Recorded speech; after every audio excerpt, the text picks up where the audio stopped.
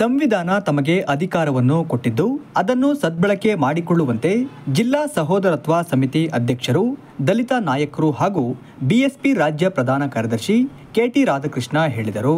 ಇತ್ತೀಚೆಗೆ ನಡೆದ Chikkamagaluru town co operative society ಚುನಾವಣೆಯಲ್ಲಿ ನೂತನವಾಗಿ ಆಡಳಿತ ಮಂಡಳಿಗೆ ಚುನಾಯಿತರಾದ ಹಿರೇಮಗಳೂರು ಹಾಲಮ್ಮ ರಾಮಚಂದ್ರ ಅವರ ನಿವಾಸಕ್ಕೆ ತೆರಳಿ ಅವರನ್ನು ಗೌರವಿಸಿ ಮಾತನಾಡಿದರು.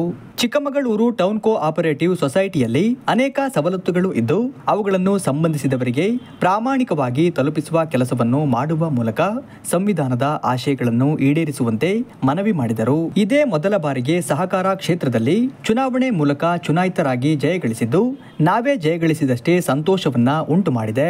ಮುಂದಿನ ನಿಮ್ಮ ಸಾರ್ವಜನಿಕ ಜೀವನದಲ್ಲಿ ಇನ್ನೂ ಹೆಚ್ಚಿನ ಯಶಸ್ಸು ಸಿಗಲಿ ಎಂದು ಹಾರೈಸಿದರು.